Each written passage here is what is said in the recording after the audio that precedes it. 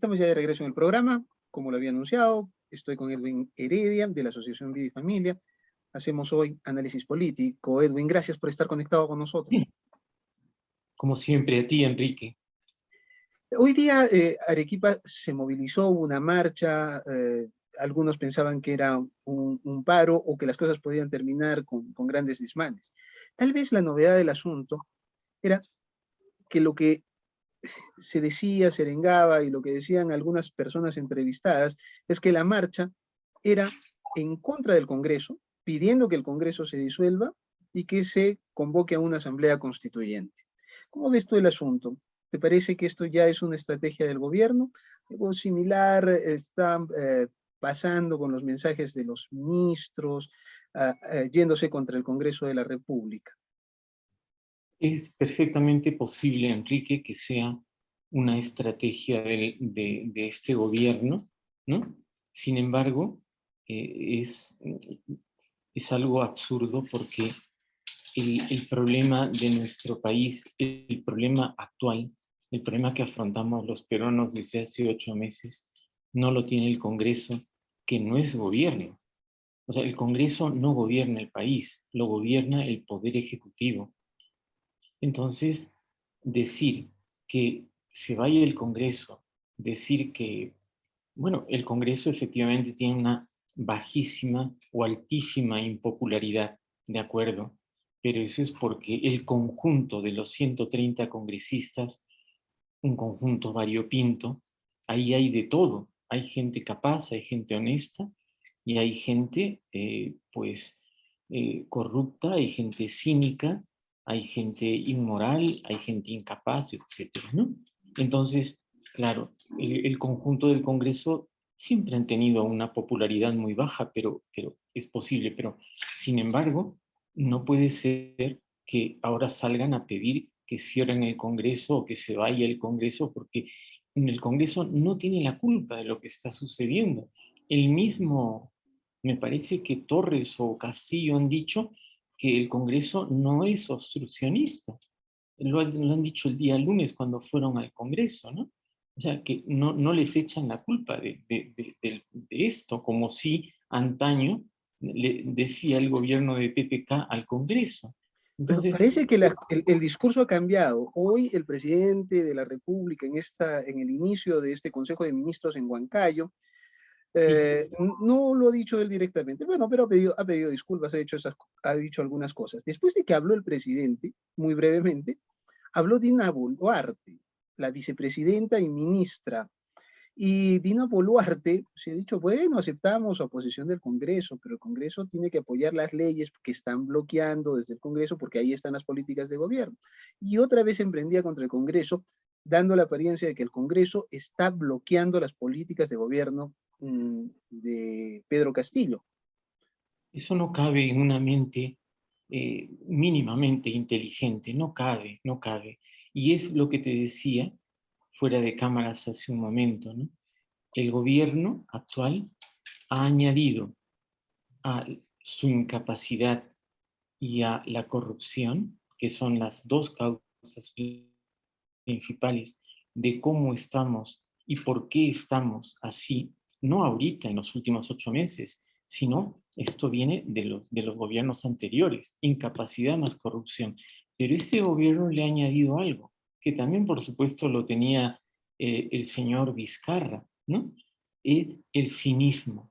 Es decir, mienten con una facilidad impresionante. Un día dicen una cosa, el otro día te dicen la contraria. Un día el señor Castillo dice que no conoce a la señora Karelim López y el otro día dice que sí la conoce. Y que la recibió en Palacio. La Y luego recibió lo niegan nuevamente. niegan, ¿no? Un día dicen que esta señora no fue honesto y el otro día sale Pedro, perdón, el ex Bruno Pacheco diciendo que sí, que había pagado su cumpleaños, había organizado su cumpleaños por 95,000 soles. Es decir, no la conocen y sí la conocen.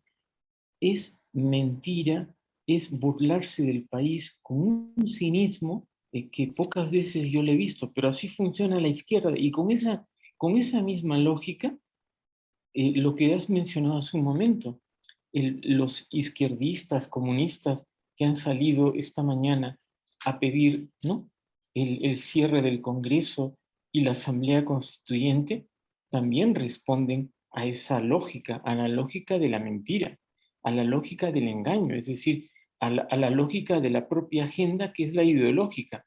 Y bueno, me imagino que pues han dicho, mira, estamos hasta el 100, por decirlo vulgarmente, pero si se va a Castillo, nosotros comunistas estaremos peor. Entonces, bueno, pues hay que salir no a pedir la renuncia de Castillo, como todo el Perú la está pidiendo prácticamente en estos días, sino a decir que más bien el Congreso es el culpable. Esta es pues la mezcla de cinismo, incapacidad y corrupción de esta gente que nos gobierna y de los comunistas, ¿no? De los comunistas que es una pena, pero es la manera como tienen. Nunca han gobernado nuestro país, pero siempre los hemos visto actuar así.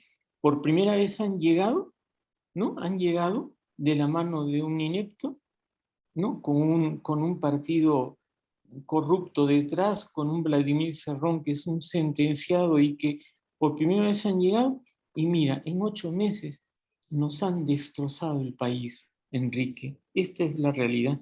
Y lo pueden seguir destrozando más, porque todavía no hemos llegado al fondo. Pero ¿necesitamos llegar al fondo? Esa es la pregunta. Yo creo que una persona con un mínimo, ¿no?, de amor propio, de vergüenza personal,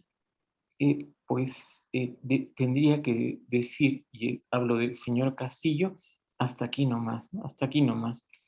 Pero, sin embargo, están aferrados a sus mentiras y vamos a ver hasta dónde llevan a nuestro país. Ahora, hay otro asunto que se está manejando en el discurso del gobierno y de la izquierda. Eh, ya en Lima habían dicho que en las protestas que habían habido pidiendo la renuncia del presidente eran realmente movidas por personas que habían pagado inclusive delincuentes para que generen el caos. Evidentemente, esto lo dicen con gente de la derecha, empresarios, etcétera, etcétera. Hoy, en la mañana, cuando la gente se estaba concentrando para la marcha en Arequipa, Radioprogramas entrevista al secretario general de la FDTA, que es la CGTP en Arequipa, ¿no es cierto? Y Vladimiro Regazo. no, Chapa, un ex dirigente de construcción civil que ahora es el secretario general de la FDTA. Y lo que él señala, dice, hemos hablado con el jefe de la policía y el jefe de la policía nos ha dicho que trabajemos conjuntamente para identificar infiltrados porque la policía sabe que han contratado gente, otra vez así de manera abierta, delincuentes para que vengan y generen el caos, generen en Arequipa lo que ha pasado en Lima. ¿Cómo ves tú este discurso cuando viene así y todavía, según Chapa, en estas declaraciones a radioprogramas, como información dada por el propio jefe de la policía?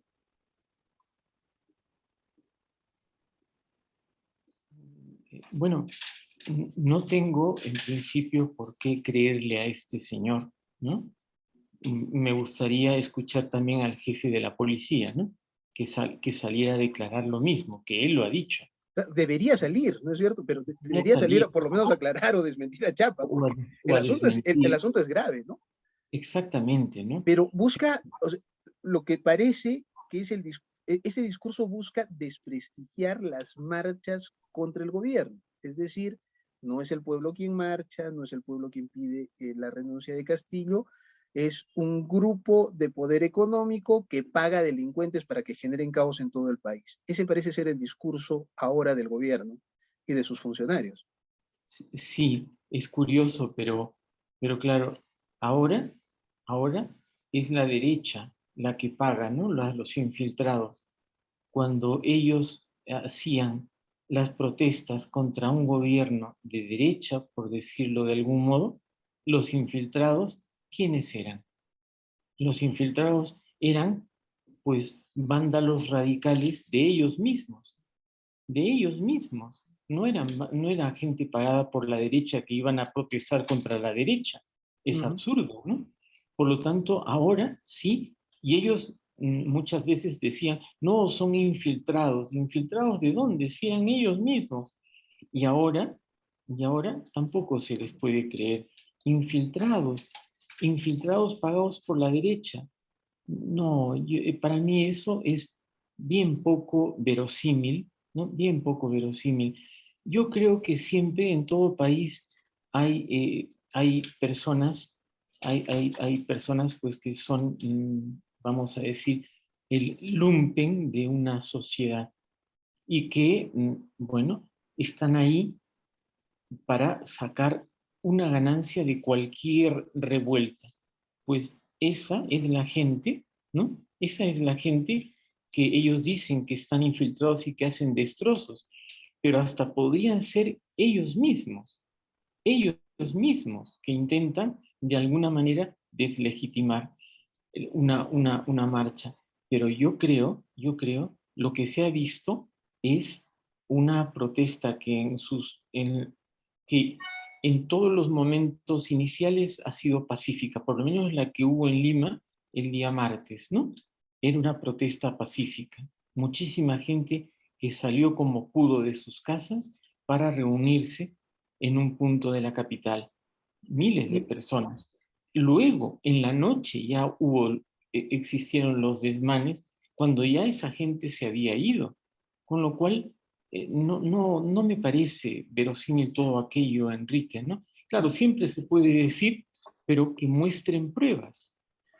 el asunto quiero vincularlo también con el aspecto económico. Las evaluadoras de riesgo, aquellas que les dicen a los inversores internacionales si un país va bien, va mal, ya empiezan a ver al Perú como una cuestión de extrema prudencia, por decirlo menos, porque inclusive han llegado en su análisis a decir que el gobierno de Castillo no tiene un horizonte de 5 años que podría acabar en cualquier momento. El propio Premier, ante una pregunta del, de un medio colombiano, respondió que en el Perú podía pasar cualquier cosa y la pregunta fue si el gobierno terminaría a los 5 años. Y él dijo, o este era el principio del fin.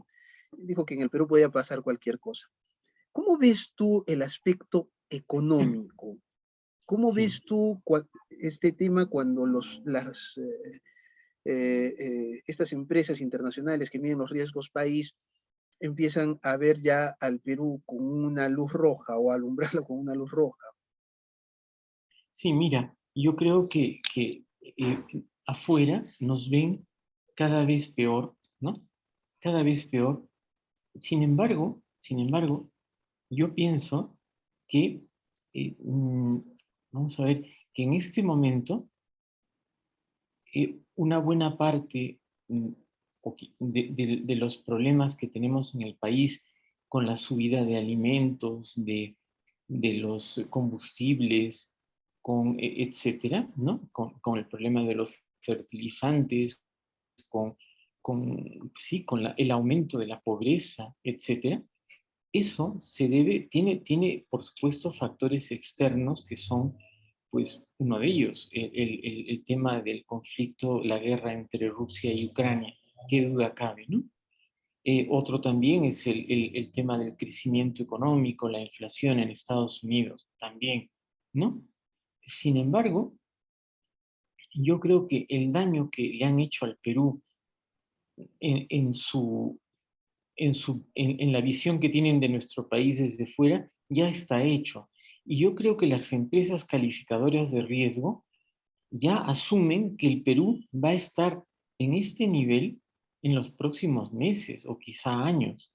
Entonces, lo que en el campo económico, ¿no? Por supuesto, sigue la caída cuesta abajo, por supuesto, ¿no? ¿Ya? Eh, eh, pero desde fuera yo creo que ya han dicho que con el Perú o hay un cambio radical en el gobierno en el sentido de que hay nuevas elecciones, o sencillamente esta situación seguirá y nos tenemos que acostumbrar a ello, ¿no? Y bueno, sin embargo, dentro de nuestro país está el problema de que la gente está más pobre, tiene menos dinero, le alcanza menos la plata, las cosas suben, etcétera, etcétera. El problema es interno, sobre todo. Y eso, a eso se une todo el daño que en estos 8 meses le han hecho, por ejemplo, a los agentes que desarrollaban, impulsaban el crecimiento del Perú. Solo pongo como ejemplo la minería. La minería lleva, creo que 2 años, con unos precios altísimos en sus productos, en lo que exportamos. Y sin embargo, la han perseguido y la están persiguiendo. La obstaculizan con los bloqueos de carreteras, etc. Prácticamente las persiguen. Y ahora, no tenemos divisas, no tenemos, o tenemos menos inversión extranjera también para poder paliar la crisis económica que hay en nuestro país. El crecimiento, el crecimiento de este año va a ser pobrísimo, menor que el crecimiento que tuvo nuestro país hace muchos años, ¿no? Ya acaban de rebajar el crecimiento que proyectaron para enero de 2,3% del PBI a 2%. Y la inflación, que estaba en 3,4% como proyectada, la han levantado a 5%. Estamos en abril, ¿no? Ha pasado recién 90 días. Yo te aseguro que si esto continúa, la inflación, por supuesto que superará el 6,4% del año pasado. Y el crecimiento del PBI, el Perú ya dejó de crecer ahorita económicamente, ya dejamos de crecer. Es una inercia nada más. Al final, bueno, habrá un 2% o menos de crecimiento del PBI. Con eso, ¿cómo se pueden atender las necesidades de un país pobre? El señor Castillo, que decía no más pobres en un país rico, está, ¿no? Está llevando a la pobreza al país y a la pobreza a todos los peruanos. La gente, y cada vez se escucha más gente, ¿no? Y yo voté por Castillo, ¿no? Y me arrepiento. Es decir, voté porque pensaba que era un cambio y no solamente no es el cambio, sino que no solamente no se ha hecho nada, sino que estamos mucho peor de lo que estábamos. Entonces, ese es el clamor de la gente y, y no se ve por ningún lado, Enrique, una solución, porque el problema es mucho más de fondo. El problema es que sí, hay una incapacidad tremenda y ya lo digo, o sea, mentira al país continuamente, continuamente, ¿no? Una Y pregunta que se me viene a por la supuesto, cabeza es, bueno, lo que estamos viendo es que hay alguna gente que sí empieza ya a tomar las cosas en serio y dice, bueno, ya aquí no hay medias tintas. Ha salido, por ejemplo, Flor Pablo, que es de izquierda del Partido Morado, y ha pedido la renuncia del presidente y ha convocado a la gente que siga marchando hasta que el presidente renuncie. Ha salido la presidenta de IPAE, pidiendo la renuncia de Castillo. Sin embargo, hay otros discursos que parecen estarse cuidando de tratarse de llevar bien con Dios y con el diablo, y que dicen es momento de sentarse, dialogar, hacer, buscar, pero tiempo antes criticaban a Castillo con su falta de liderazgo. Quiero preguntarte, ¿tú crees que este gobierno puede recomponerse? ¿Que este gobierno, bajo el liderazgo de Castillo, puede cambiar las cosas y enrumbarse? ¿O realmente el problema es Castillo y la esperanza es cambiar?